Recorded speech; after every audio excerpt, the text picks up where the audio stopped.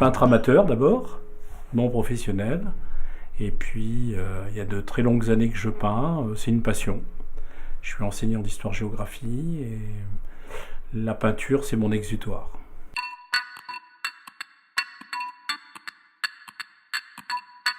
Eh bien, en bon enseignant, j'ai peut-être été d'abord un cancre. Donc, comme je m'ennuyais en cours, j'ai beaucoup dessiné sur mes cahiers d'écolier et je pense que le dessin est resté là.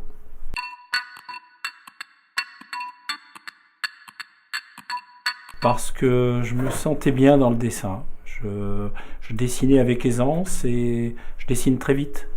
Et je pense que le dessin, c'est mon point fort.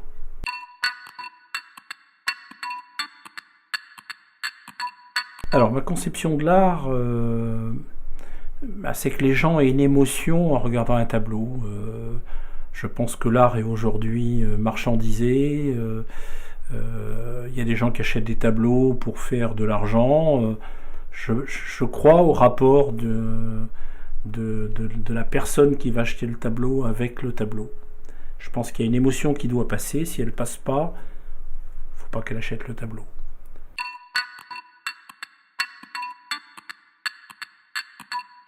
Alors mon style, il est facilement définissable. C'est la bande dessinée. C'est la ligne claire, donc la technique d'Hergé dans les années 1930.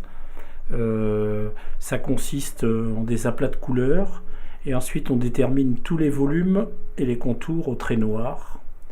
Et donc c'est Hergé qui a inventé pour Tintin cette technique qui a été suivie par la suite par l'école belge, donc Jacques Martin et d'autres. Donc c'est vraiment une inspiration très profonde de bande dessinée.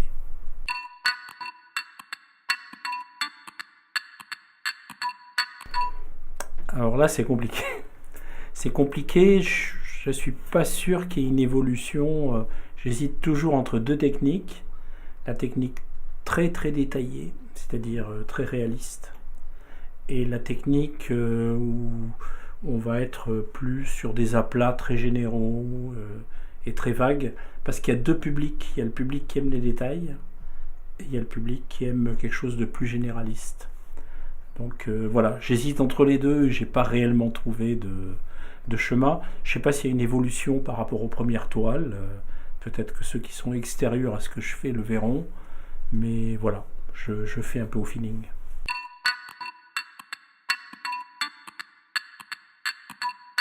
Alors les projets majeurs, c'est toujours les mêmes. C'est des vacances d'abord. Un petit calepin dans la poche. Et un lieu qui me plaît, je fais un croquis. Et après, quand je reviens, il y a toujours un arrière-plan hyper réaliste, c'est-à-dire que les gens se reconnaissent dans les lieux que je décris, et des personnages en mouvement au premier plan. Mais emprunté à la bande dessinée, bien sûr. Alors après, je vous dirai quelles sont mes influences.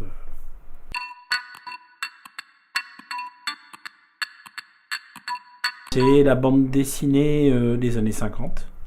C'est l'école belge, hein, c'est Hergé, c'est Jacques Martin, c'est Franca avec le dessinateur hollandais Quijpers.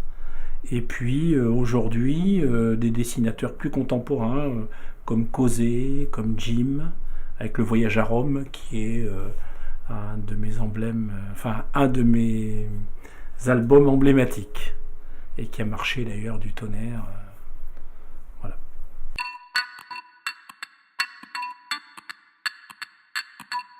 Je vends essentiellement de bouche à oreille.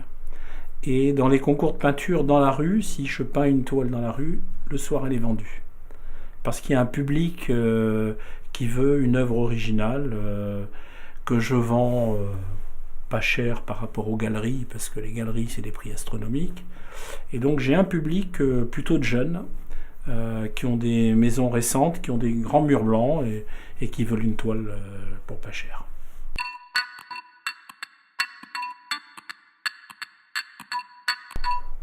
J'en ai pas vraiment. Je pense que, vous avez vu la maison, j'ai des murs, ils sont pas assez grands pour accueillir toutes les toiles. Le but, c'est qu'il y ait un fond de roulement, que j'arrive à vendre un petit peu de toile pour me racheter du matériel, pour refaire des choses nouvelles. Et puis puis voilà, c'est pas une perspective professionnelle. C'est pas mon métier, je n'en vivrai pas. Ça me sert juste, ce que je vends me sert à racheter du matériel, des peintures, des toiles.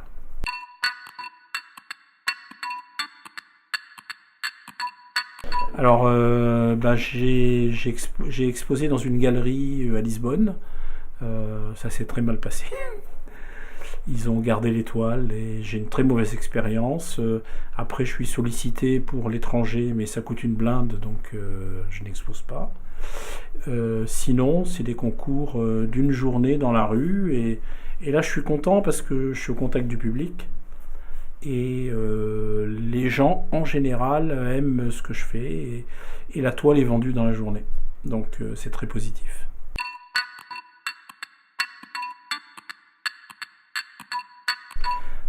Alors, ça va faire plaisir à l'Éducation nationale. Vous avez des profs. Je suis prof.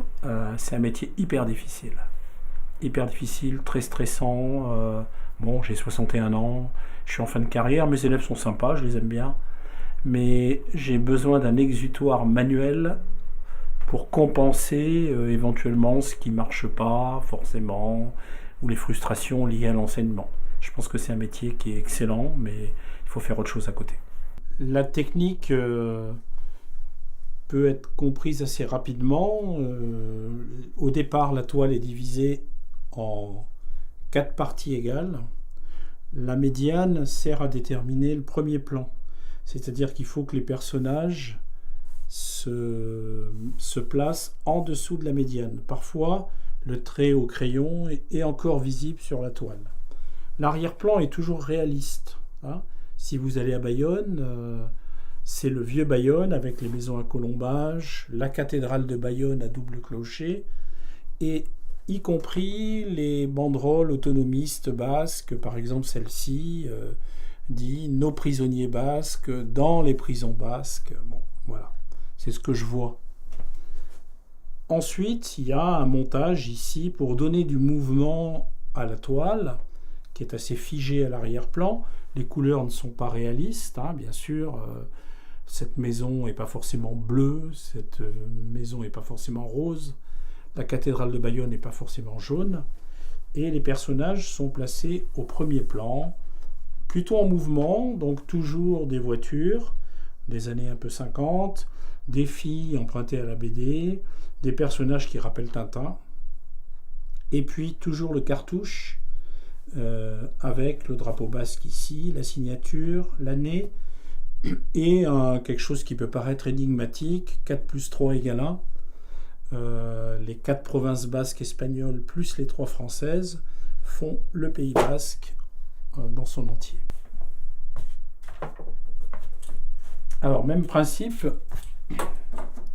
autre toile du Pays basque, toujours le cartouche, toujours les banderoles autonomistes.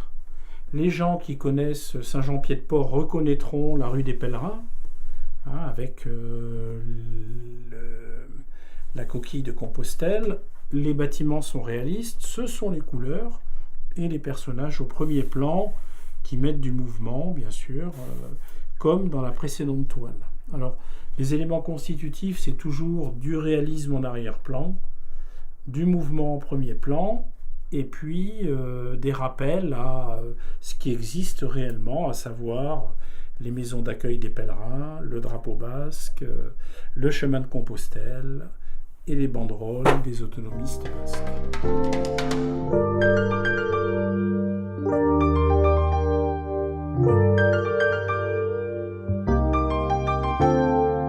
L'ombre des oiseaux caressait sa peau, elle bronzait au lait de coco. L'ombre des oiseaux caressait sa peau, elle bronzait au lait de coco.